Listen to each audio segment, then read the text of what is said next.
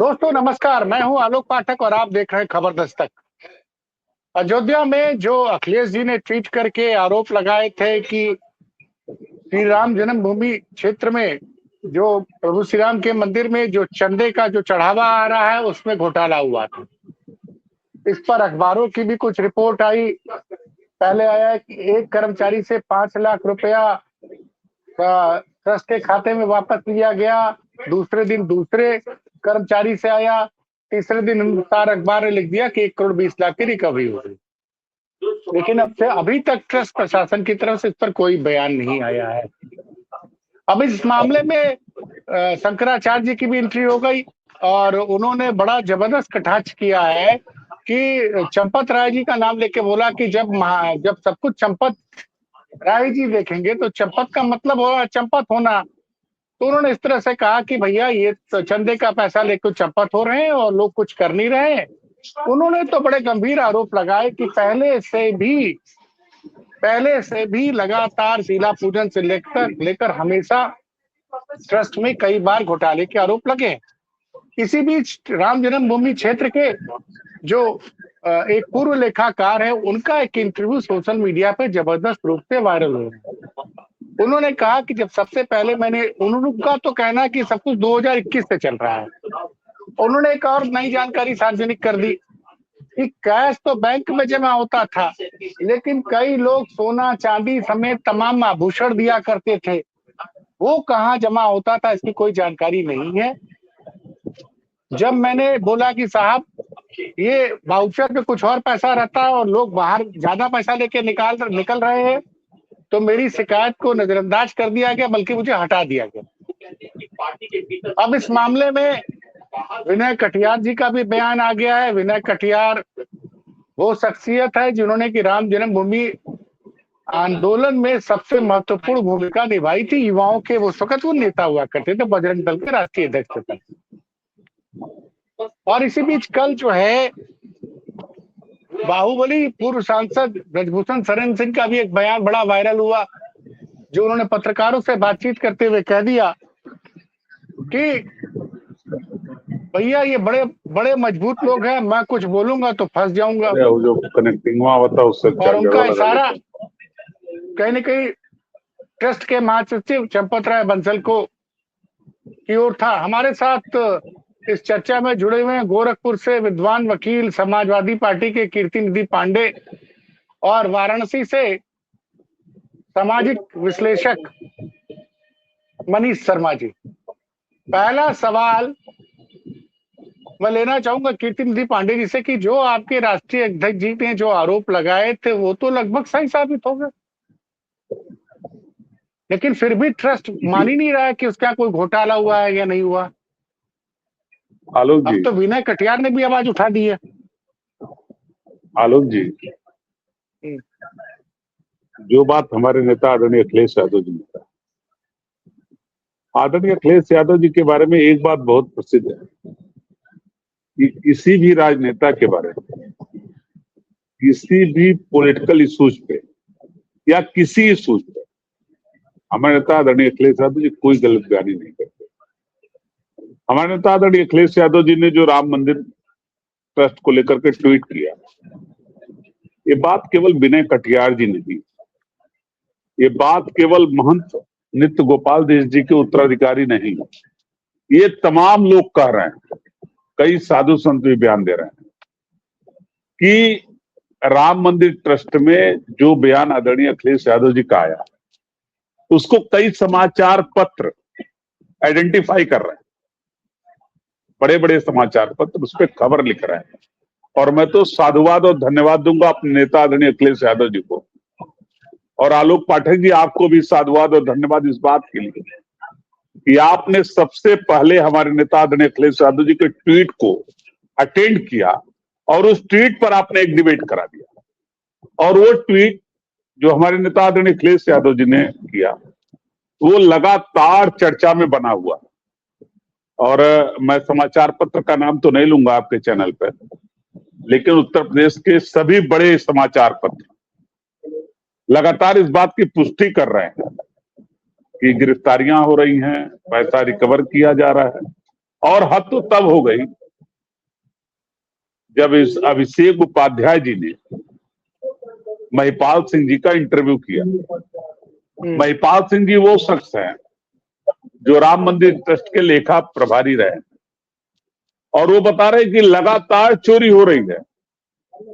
मैं गोपाल जी भाई साहब को बताया, चंपत राय जी भाई साहब को बताया, ये सारे जो भाई साहब हैं, ये सारे भाई साहब मिलकर के लूट रहे हैं राम मंदिर ट्रस्ट। और लूट कैसे रहे हैं?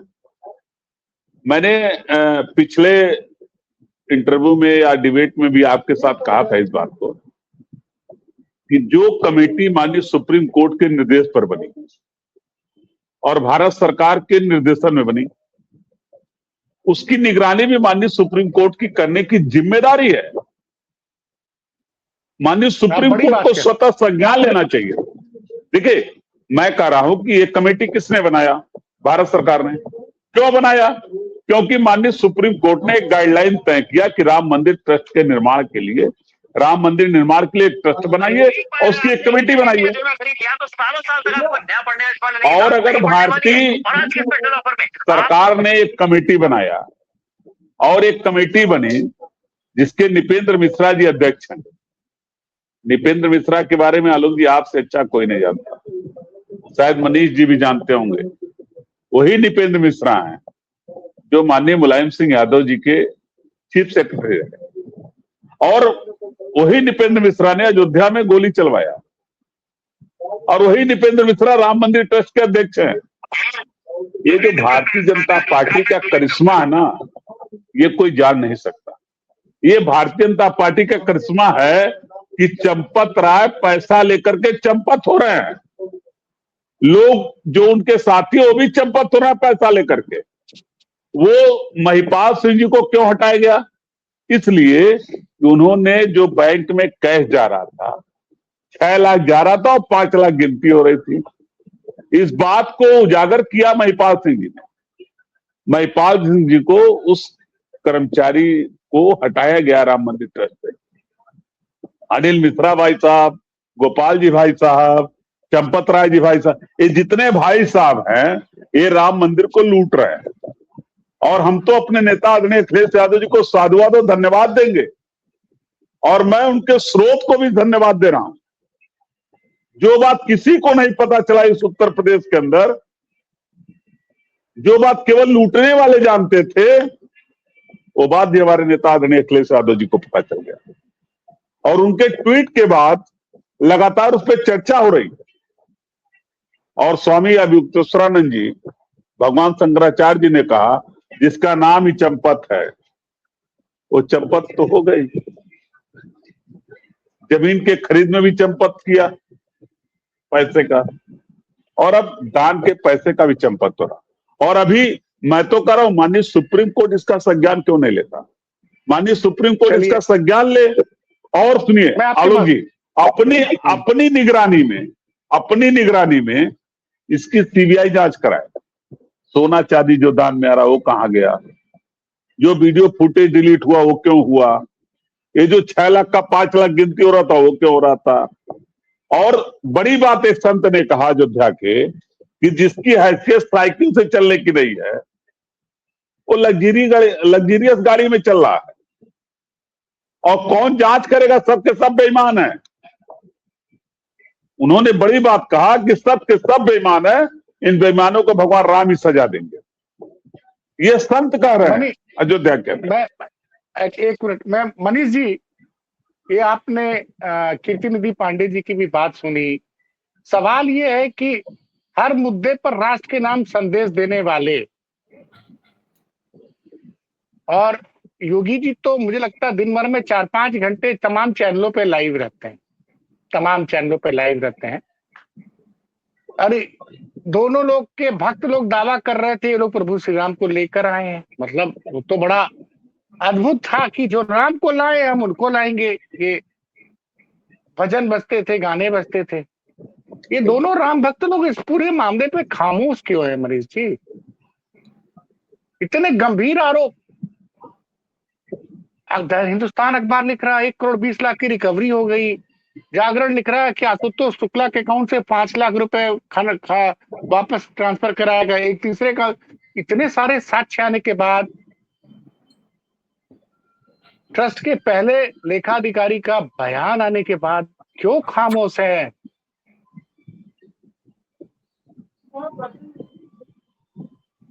मनीष जी। नहीं, बिल्कुल। आप देखिए, एक बड़ा संकट खड़ा हो गया ये। इसको अगर आप पॉलिटिकली देखने का कोशिश करिए, छोड़ दीजिए अभी इस पे, वो बोल ही नहीं सकते हैं। ये पहली बात समझिए, क्यों नहीं बोल सकते। अभी आम तौर पे ये माना जा रहा था कि हिंदू धर्म पे हिंदुत्व की राजनीति का अब कब्जा हो चुका है, वहां कोई अब प्रतिवाद नहीं है। आरएसएस बीजेपी का हिंदू धर्म पे अब कंट्रोल है, उसकी संस्थाओं पे कंट्रोल हो चुका है, ये मान लीजिए। जनरली एक तरह से बीजेपी के संत महंत पैदा कर दिए गए और जो वास्तविक संत महंत हैं अपने जगहों से हटा दिए गए। अब मान लीजिए उनको लग रहा था कि इस मोर्चे पर अब कुछ भी मनमानी करेंगे, लेकिन इसका कोई जवाबदेही नहीं होगी, कोई इस पर बोल नहीं सकता, कोई प्रतिवाद नहीं है। मान लीजिए इस पे सपा बोलेगी तो बोलेंगे कि आपको धर्म से क्या लेना देना, इस पे कांग्रेस बोलेगी तो बोल देंगे कि आपको धर्म से क्या लेना देना। लेकिन अगर हिंदू धर्म के मसले पर शंकराचार्य बोलने लगे, तो आप पिछले दिनों का आप ध्यान दीजिए, मैंने शंकराचार्य ने तो एक लंबी फेहरिस्त खड़ा कर दी है। ये पहली बार हो रहा है भाजपा के जीवन काल में, भाजपा की राजनीति में, उसके राम मंदिर आंदोलन के बाद के काल में, इतिहास में ये पहली बार हो रहा है कि कोई शंकराचार्य जो है ये पूछ रहा है कि जो है भीम का व्यापार उत्तर प्रदेश से इतना कैसे हो रहा है, हिंदू मुख्यमंत्री के रहते 50% व्यापार भारत का यहीं से क्यों होता है, राम मंदिर का, अधूरे राम मंदिर का उद्घाटन क्यों कर दिया? नहीं, अभी तक उत्तर प्रदेश में हिंदू ही मुख्यमंत्री बना है साहब, ऐसा नहीं कि अकेले। उन्होंने कहा कि सन्यासी खुद को कह रहे हैं मुख्यमंत्री हैं। नहीं, वो सन्यासी के वो दूसरी बात थी। वो उन्होंने कहा था कि सन्यासी है तो सन्यासी रहिए या मुख्यमंत्री रहिए, लेकिन बीप वाले सवाल को पूछ रहे हैं आप जो है आप हिंदू मुख्यमंत्री कहते हैं अपने आप को, आप किस आधार पे आपको हिंदू मुख्यमंत्री कहे? हिंदू राज चल रहा है यहाँ पे, जहाँ बीप का व्यापार सबसे ज्यादा हो रहा है। अधूरा राम मंदिर का उद्घाटन कैसे हो जाता है? उसमें शंकराचार्य को लोगों को क्यों नहीं बुलाया गया? कुंभ में मौतें कैसे हो जा रही है? काशी विश्वनाथ के कॉरिडोर बनाने के नाम पर 100 मंदिरों को कैसे गिरा दिया गया? अहिल्याबाई का मंदिर कैसे गिरा दिया गया? इन सवालों का जवाब देने की स्थिति में है क्या? इन सवालों का जवाब नहीं देंगे। फ्रस्ट्रेशन में उनको काले नेम बोला, उनके बटुकों पे हमला करवाया, दमन करवाया, उनको जो है एक गलत मुकदमे में बटुकों के शोषण के मुकदमा करवाया, उनका भी एक्सपोजर हो रहा है।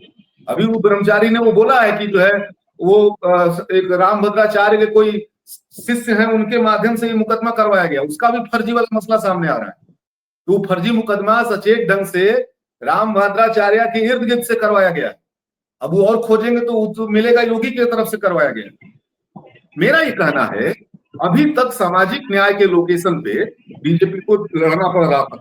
उत्तर प्रदेश में हिंदू धर्म वाला एक नया एंगल उसके खिलाफ चल गया है।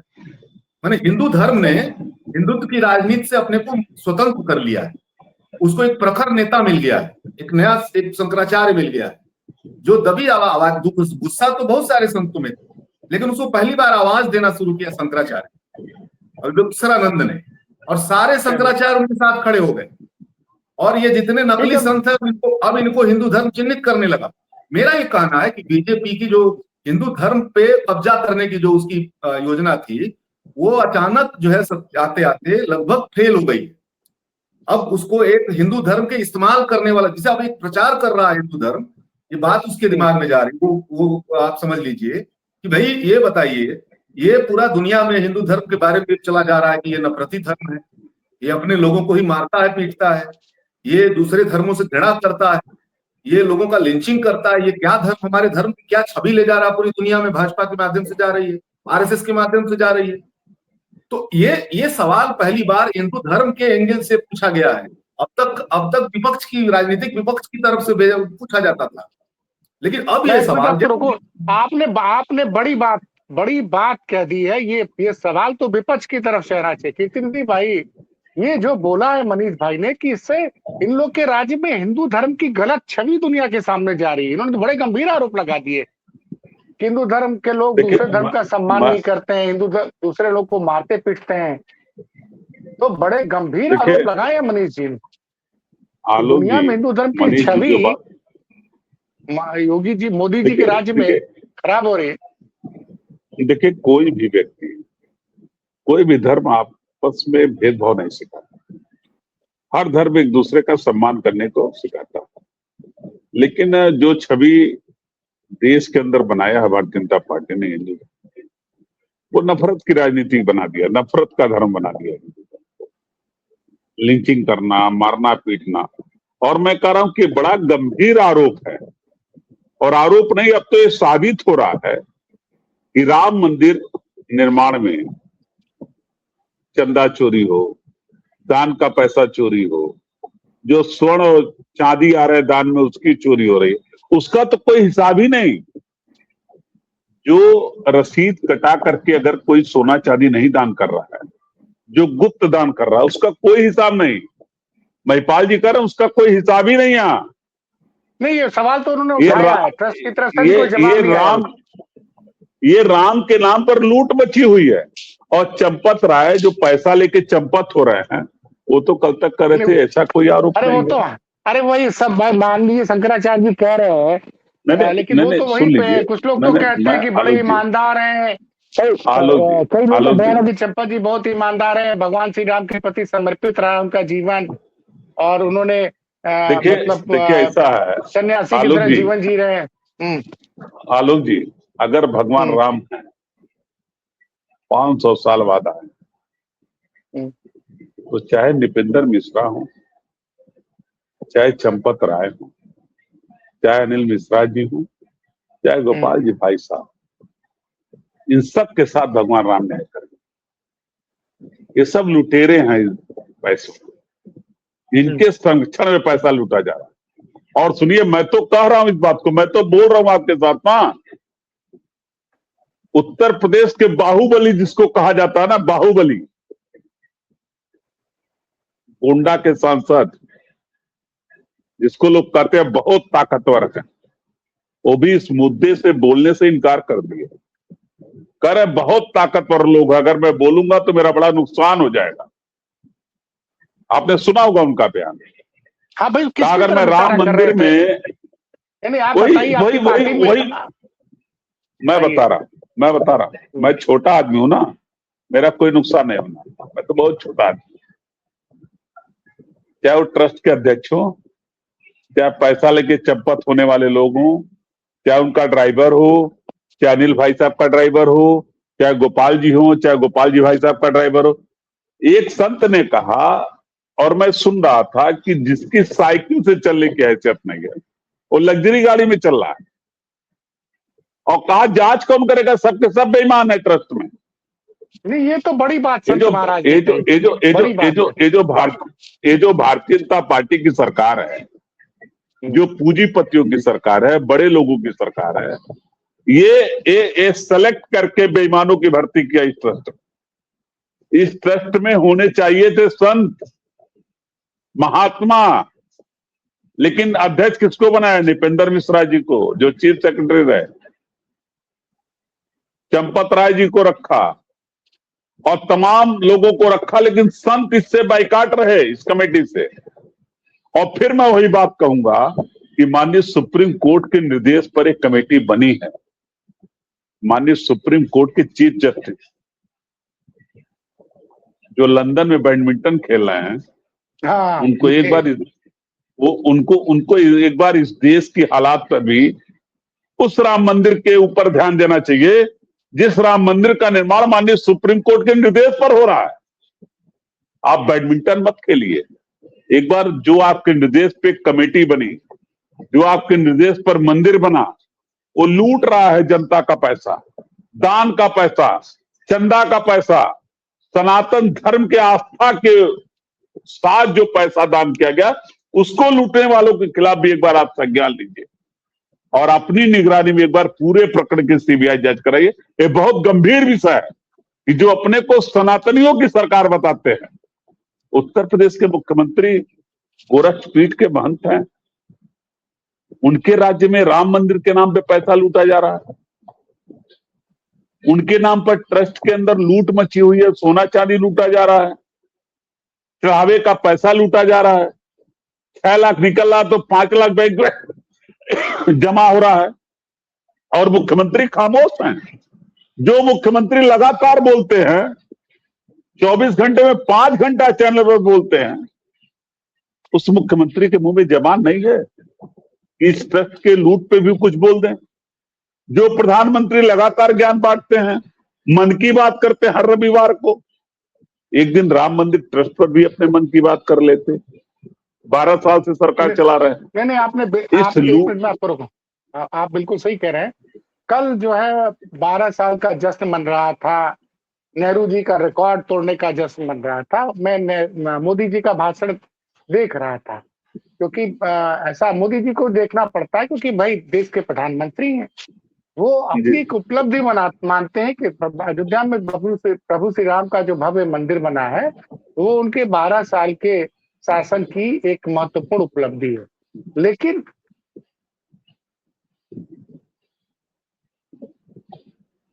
जी हेलो रहे उस पे वो खामोश रहे, उन्हें कुछ भी नहीं बोला। कि आपने कहा कि सुप्रीम कोर्ट खुद संज्ञान ले। मनीष जी मनीष जी ये बताइए, आज एक वीडियो वायरल हो रहा है और पता चला कि 75 जजेस को लेकर कानून मंत्री जी सुप्रीम कोर्ट के चीफ जस्टिस के साथ कुछ लोग दावा कर रहे हैं। मुझे नहीं पता किस लिए वो लोग लंदन गए। मैं लेकिन ये दावा किया जा रहा है कि लोग छुट्टी मनाने गए हैं या किसी एजुकेशन टूर पे गए। ये ज्यादा अच्छा मैं जब आऊंगा कीर्ति जी पांडे जी बताएंगे। वहां बैडमिंटन वगैरह खेल रहे हैं, लेकिन ऐसा तो नहीं होगा कि चीफ जस्टिस को पता नहीं चल रहा होगा कि क्या मामला चल रहा है उत्तर प्रदेश में।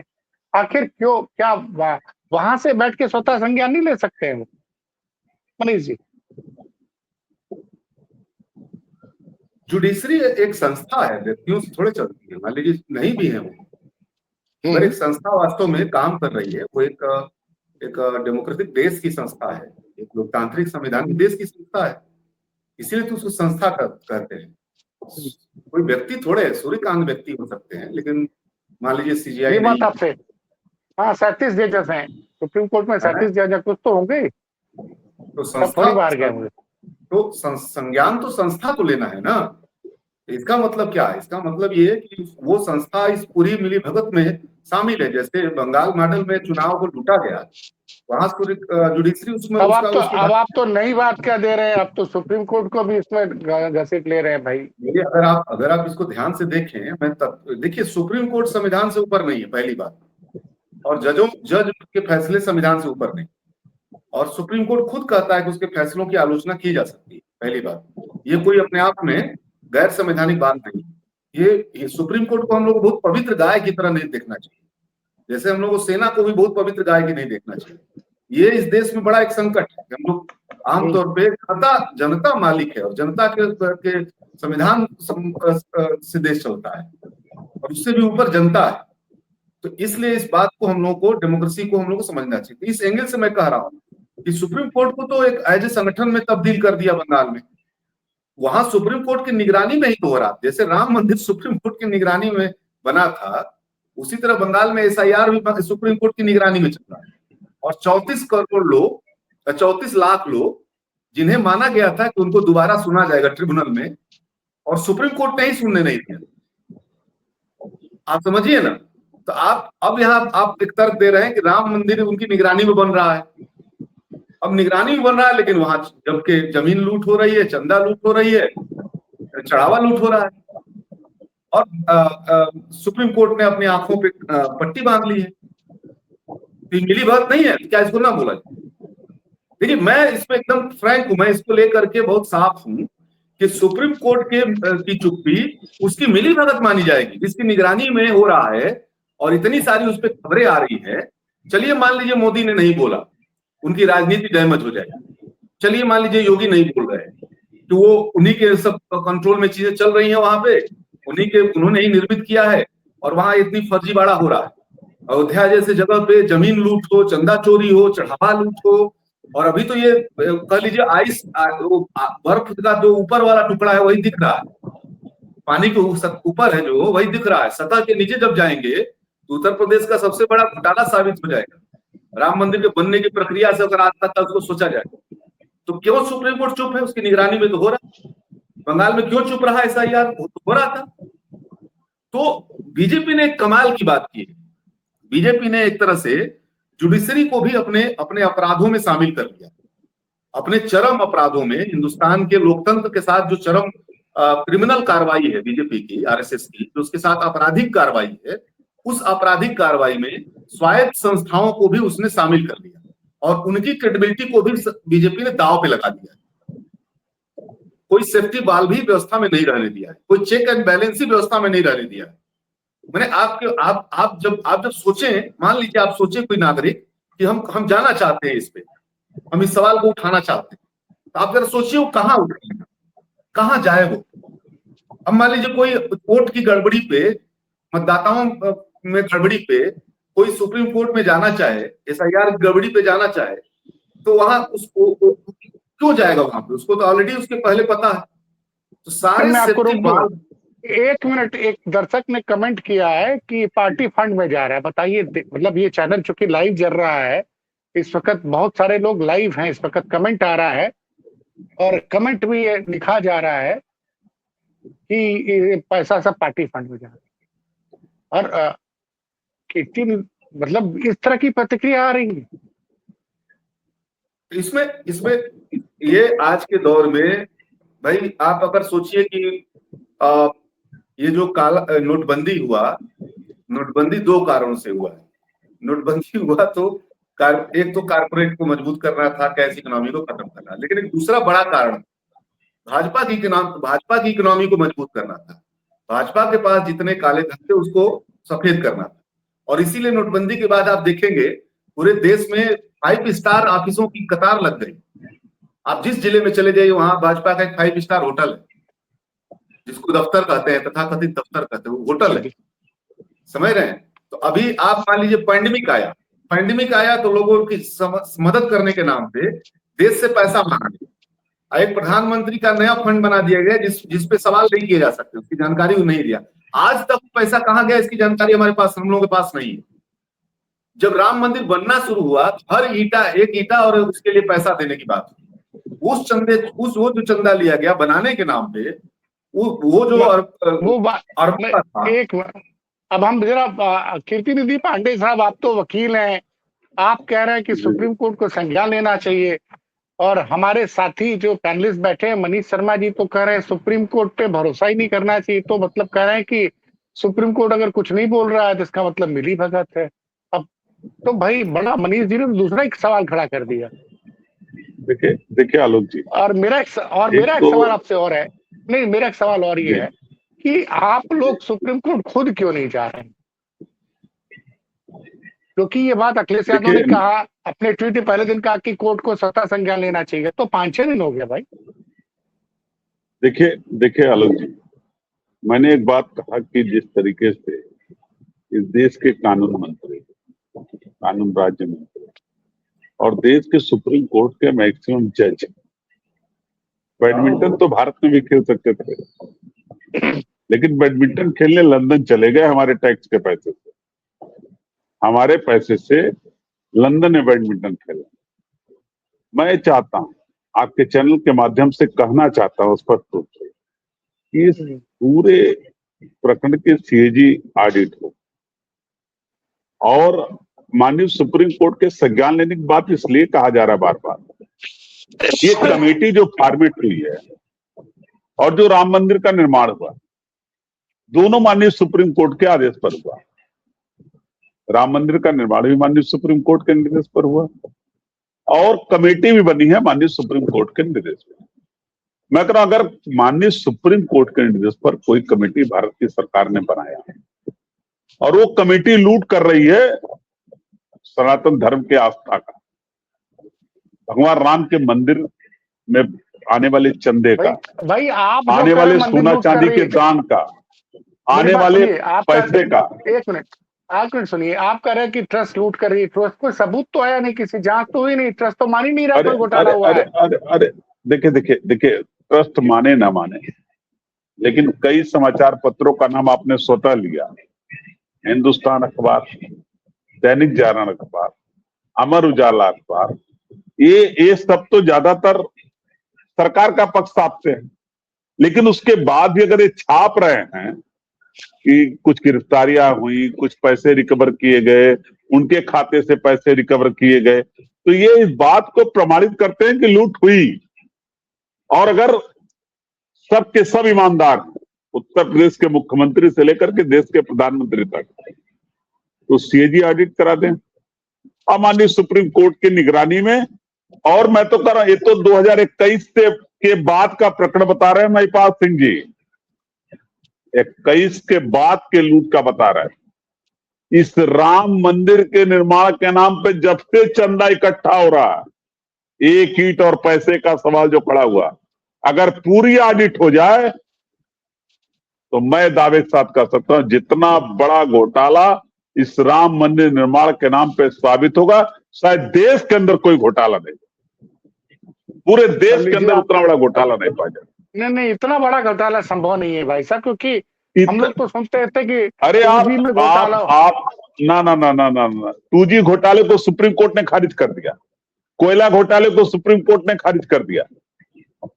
ये दोनों घोटाले को, 2G घोटाला हो चाहे कोयला घोटाला, इसको माननीय सुप्रीम कोर्ट ने कहा कोई एविडेंस नहीं, सब के सब बरी।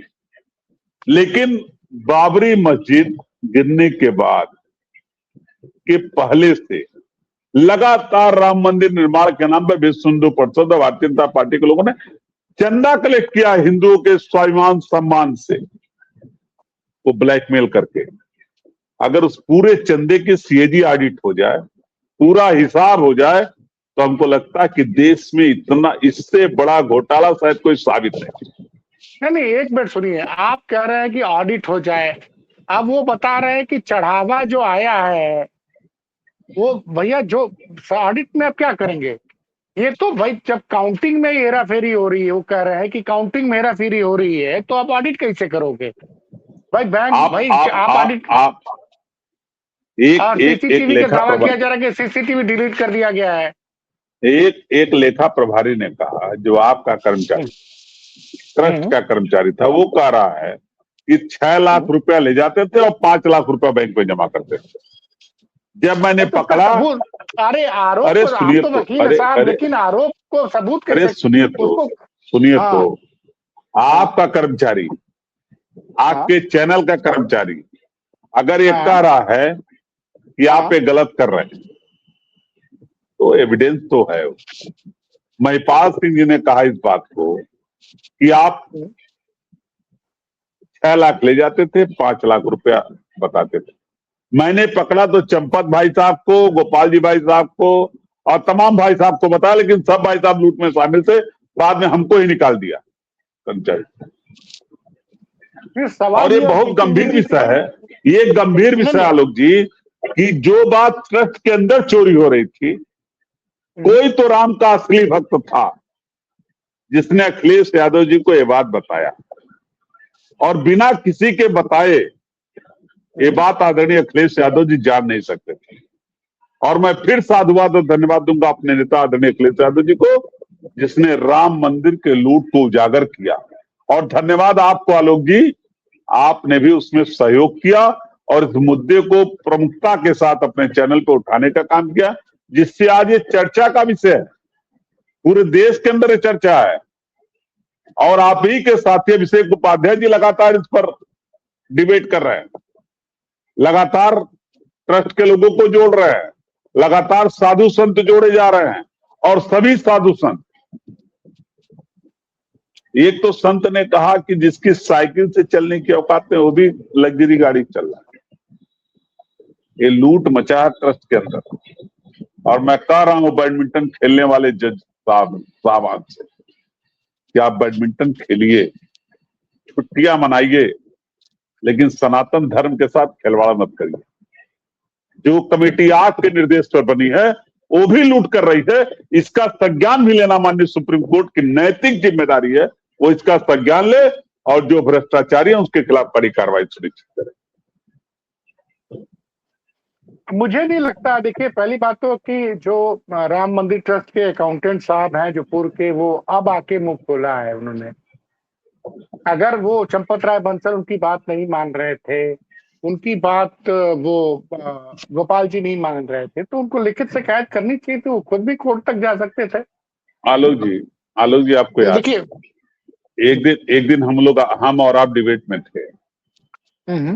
2300 लोग पकड़े गए जो 1 हफ्ता 15 दिन और 20 दिन जेल काटे हैं। और उसमें एक मंसूर अहमद पैदा हुआ, एक। मैंने उस दिन भी कहा था, आज भी कह रहा हूं, इस देश की आजादी की लड़ाई में गिनती के आजादी की लड़ाई लड़ने वाले लोगों का नाम लोग जानते हैं। कोई एक सरदार भगत सिंह पैदा होगा, कोई एक चंद्रशेखर आजाद पैदा होगा, कोई एक पंडित राम प्रसाद बिस्मिल्लाह अशफाकुल्लाह खां पैदा होगा। सबका नाम लोग नहीं जानते। तो लड़ना बहुत कम लोगों के अंदर हिम्मत है लड़ने की।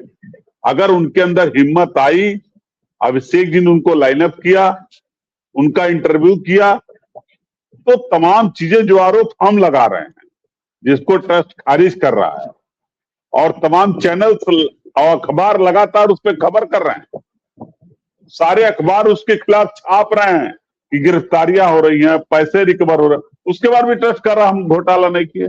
जो ट्रस्ट सुबह जमीन 2 करोड़ की और सेकेंड हाफ में वो जमीन 20 करोड़ का खरीद रहा, अयोध्या के मेयर चंपत राय जैसे लोग जमीन खरीद में घोटाला किए, लूट किए, वो लोग आज भी लूट कर रहे हैं। मैं फिर आपके माध्यम से कहूंगा माननीय सुप्रीम कोर्ट को कि एक बार तो संज्ञान लीजिए इसका।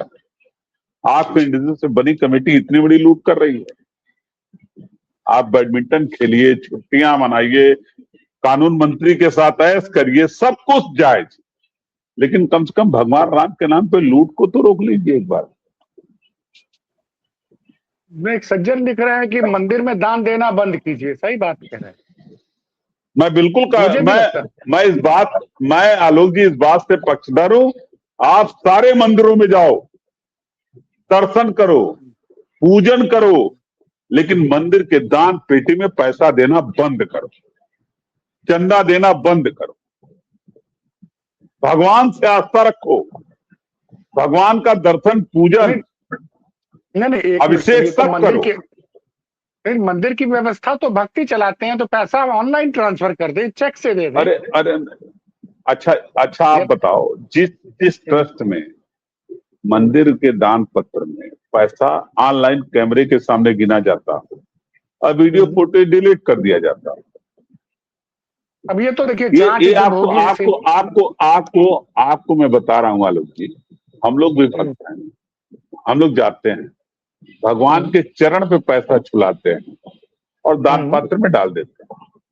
हमको लगता है कि मैंने सही जगह दान कर दिया, लेकिन अगर उसकी भी लूट हो रही है तो बड़ा गंभीर विषय है। अगर उसकी लूट हो रही है तो बड़ा गंभीर विषय। इस देश में क्या चरित्र रह गया। राजस्थान में 5 महिलाएं जो है डिलीवरी के बाद उनकी मौत हो गई। तो जब जांच हुई तो पता चला जो उन लोग को आईवीएफ फ्लड चढ़ाया जा रहा था, आईवी फ्लूइड चढ़ाया जा रहा था, उन दवाइयों की जांच हुई तो पता चला उसमें आईवी फ्लूइड था ही नहीं, तो पानी सप्लाई किया था कंपनी ने।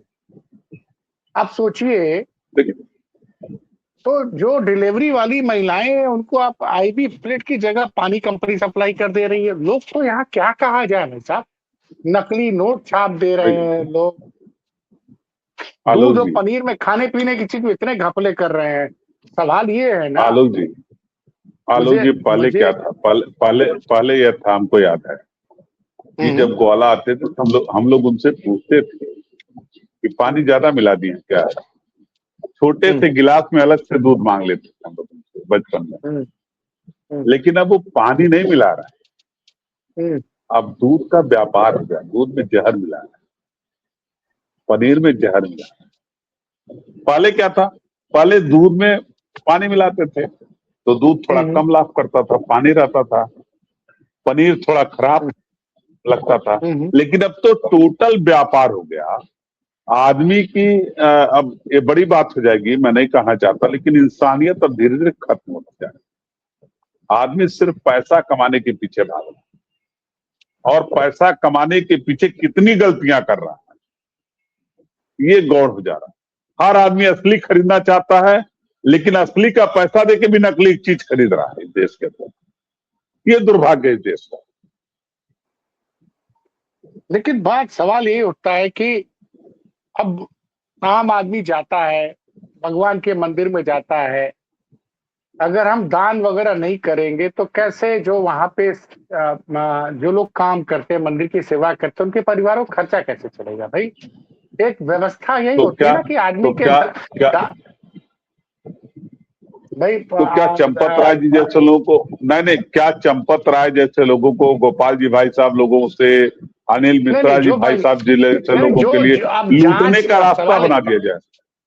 नहीं, मैं ये कह रहा हूँ कि जांच हो जाए, जो भी दोषी उस पर सुप्रीम कोर्ट उनको तुरंत दंड दे, फास्ट ट्रैक मुकदमा कराए और नहीं, जांच करेगा कौन? जांच करने के लिए न तो सुनिए न उत्तर प्रदेश के मुख्यमंत्री बोल रहे हैं, न देश के प्रधानमंत्री बोल रहे हैं, जो भगवान रामलला को स्थापित किए देश के प्रधानमंत्री सबसे आगे आकर के, शंकराचार्य भगवान लोगों को पीछे करके उनके मुंह में भी 32 दांत नहीं कि बोल दें इस बात को की जांच हो जाए, कोई जांच एजेंसी लगा दें। ये लूट तो सरकार के इशारे पे हो रही है। ये कमेटी तो सरकार ने बनाया है। नहीं, सरकार तो कह देंगे भाई ये कमेटी जो है सुप्रीम कोर्ट के आदेश पे बनी है। नहीं, सुप्रीम कोर्ट ने तो मैन पावर किसी व्यक्ति का नाम तो दिया नहीं था। सुप्रीम कोर्ट ने कहा था कि एक कमेटी बनाइए जो इसकी निगरानी करे और मंदिर का निर्माण हो। तो कमेटी तो बनाए भारतीय जनता, नहीं, कमेटी तो बनाए भारतीय जनता पार्टी की सरकार ने, और उसमें जो व्यक्ति सेलेक्ट किए गए भारतीय जनता पार्टी के लोगों ने सेलेक्ट किया। तो क्या भारतीय जनता पार्टी को इस बात की आजादी है कि राम के नाम पर चंदा जो है उसको लूट ले, जो दान है उसको लूट ले, जो सोना चांदी दान में मिले उसको लूट ले? ये भारतीय जनता पार्टी ऐसी कमेटी बनाना चाहती है जो दान का पैसा लूट के घर ले जाए अपने? अब तो देखिए बड़े लोग अब एक सज्जन लिख रहे हैं जब सरकार ये चोर है तो जांच कौन करेगा। और भारतीय जनता पार्टी को अयोध्या में बड़ा नुकसान हुआ था। आपको याद है कि एक संत ने कहा कि जब सब बेईमान है तो जांच कौन करेगा? हाँ भाई, तो और कोई मामूली संत नहीं है, श्री राम जन्मभूमि न्यास क्षेत्र के उत्तराधिकारी हैं कमल नयन दास, उत्तराधिकारी। ठीक है, कमल नयन जी ने कहा कि जब सब बेईमान है तो कौन जांच करेगा? इन सबको दंड भगवान राम देंगे, यही तो कह रहे हैं। अब फिर उनका भी सरकार से देखिए उनका भी सरकार से आस्था उठ चुका है। कमल नयन जी भी कह रहे हैं कि उनको भी दंड भगवान राम देंगे, क्योंकि उनका भरोसा इस बात पर नहीं है कि योगी जी जांच करा देंगे, मोदी जी जांच करा देंगे, माननीय सुप्रीम कोर्ट जांच करा लेगी, जो दोषी होंगे उनके खिलाफ कार्रवाई हो जाएगी। जांच पर किसी को भरोसा नहीं इस देश के अंदर। तो अगर भगवान है तो न्याय होगा। सवाल यह है कि भगवान है, न्याय होगा, और तब तक इस तरह की चीजें होती रहेंगी तो फिर हम ये तो बड़े मूल और सबसे बड़ी चीज है कि इस पूरे मामले पर जो चुप्पी साध रखी है योगी जी ने और मोदी जी ने। लेकिन एक बात है कि जब मैंने देखा था कि 2021 में जब आपकी पार्टी के तमाम नेताओं ने जमीन की खरीद की घोटाले पे तमाम आरोप लगाए थे, तो उसका तो नुकसान हुआ 2021-22 के चुनाव में, और 2024 में भी जब इन लोगों ने आधे अधूरे मंदिर का प्राण प्रतिष्ठा का आयोजन कर दिया, उसका भी आपको राजनीतिक फायदा मिला। तो आपको ऐसा नहीं है आलोक जी, आपको आलोक जी, हिंदू धर्म में कहा गया है कि शिखर दर्शनम पाप नाशनम। फिर से बोलिए, सुनाई नहीं दिया प्रॉपर। कहा जाता है शिखर दर्शनम पाप नाशनम। अच्छा, शिखर के दर्शन से पाप का नाश हो जाता है, ठीक है जी। किसी मंदिर के शिखर का दर्शन जरूर करना चाहिए क्योंकि पाप का नाश करता है। और मोदी जी तो बिना शिखर के मंदिर का उद्घाटन कर दिया। नहीं तो बाद में तो अभी शिखर पे ध्वजा उजा फैली है ना, अभी 4 महीने पहले। अरे सुनिए, तो जब मंदिर का पूर्ण निर्माण नहीं हुआ, घर बना नहीं, रहने वाले आ गए, मंदिर का निर्माण हो नहीं पाया, भगवान राम को स्थापित कर दिया। उसका दंड देखिए भगवान राम ने दिया भारतीय जनता पार्टी को। अयोध्या में भारतीय जनता पार्टी शिकस्त खा गई। ये भगवान राम का आशीर्वाद है, असली भक्तों के साथ आशीर्वाद। और मैं फिर कह रहा हूं कि भगवान राम के आशीर्वाद से भारतीय जनता पार्टी 2024 में हाफ हुई थी। अब भगवान राम के आशीर्वाद से भारतीय जनता पार्टी 2027 से पूरी तरह साफ हो जाएगी। इस बात का मैं भरोसा आपको देना चाहता हूँ। एक महत्वपूर्ण बयान एक धीरेन्द्र नाम के शख्स ने लिखा है कि अब तक के बयानों से साफ हो गया है कि जांच नहीं होगी और जांच होगी तो लीपापोती होगी। आप सोचिए लोगों का कितना मोहभंग हो गया सिस्टम से। और देखिए लोग जानते हैं ना कि लोग जानते हैं कि भारतीय जनता पार्टी जो सिस्टम, देखिए एक पीएम केयर फंड बना, मैं कह रहा हूं देश के अंदर, सुनिए, देश के अंदर कोई संस्था कोई एजेंसी बने, क्या पीएम केयर फंड को अनुमति है कि दुनिया में कहीं से चंदा ले उसका हिसाब नहीं होगा? देश में कहीं से चंदा मिले उसका हिसाब नहीं होगा? नहीं, पहली बात तो पीएम केयर फंड है ना, वो किसी व्यक्ति के नाम पे तो नहीं बना है ना, देश के प्रधानमंत्री के नाम पे बना है। मैं कह रहा हूँ पीएम केयर फंड है, अगर उसमें पैसा आ रहा है, कोई आदमी जानना चाहता है कि एक फाइनेंशियल ईयर में कितना चंदा आया, उस पैसे का कहाँ उपयोग किया गया, तो प्रधानमंत्री को सार्वजनिक करने में क्या दिक्कत है? नहीं, अगर ये पारदर्शी सरकार चलाते हैं तो बात करेंगे।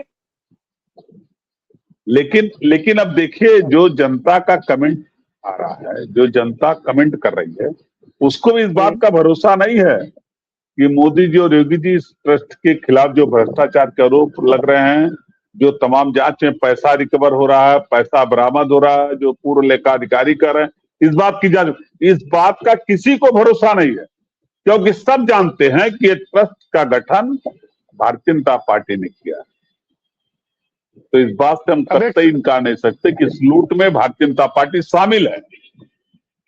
अब एक सज्जन लिख रहे हैं कि ट्रंप के महासचिव चंपत राय जी जांच ही नहीं होगी। अब भाई देखिए, ये जो भी तमाम दर्शक बड़ी संख्या में प्रतिक्रिया दे रहे हैं, उससे तो साफ लग रहा है कि जनता में बड़ी नाराजगी है। और अब कोई आपके लग रहा है, एक सज्जन लिख रहे हैं कि 24 में बीजेपी हाफ हो गई, 27 में साफ हो गई। तो मोदी जी तो चुनाव नहीं हारना चाहते हैं। मोदी जी तो चुनाव हारेंगे 27 में। मोदी जी, आलोक जी 2024 में कई राउंड तक चुनाव हार रहे थे, आपको याद होगा। हमको लगता है 8-10 राउंड तक चुनाव हार गए, और जो लोग 5 लाख से ज्यादा वोट की जीत का दावा कर रहे थे, वो 1-1.5 लाख पे आकर के सिमट गए। देश के प्रधानमंत्री 1-1.5 लाख वोट पर सिमट गए। और मैं तो कहूंगा आपके माध्यम से, सुनिए, मैं तो आपके माध्यम से कहूंगा बनारस के लोगों से कि मोदी जी मुख्यमंत्री थे गुजरात में, और तमाम फैक्ट्रियां गुजरात में लगी। मोदी जी प्रधानमंत्री हो गए, क्या कोई बनारस से फैक्ट्री लगी? मोदी जी प्रधानमंत्री होकर के भी बनारस से फैक्ट्री गुजरात में लगवा रहे हैं, डेवलपमेंट गुजरात का कर रहे हैं, अपने गुजरात के साथियों को लाभ देना चाहते हैं। बनारस में कौन सी फैक्ट्री लगी? नहीं, मैं आरोप नहीं लगा रहा हूं, मैं तो आपसे जानना चाहता हूं, कोई फैक्ट्री लगी हो तो हमें भी अवगत करा दीजिए, मैं भी जान जाऊं कि बनारस में कोई फैक्ट्री मोदी जी ने लगवा दिया हो। बेरोजगारों के लिए कोई रोजगार का साधन मिल गया हो, ये बता दीजिए हमको, मैं भी जान जाऊं। मेरी हो सकता है ज्ञानता हो, मेरी जानकारी न हो।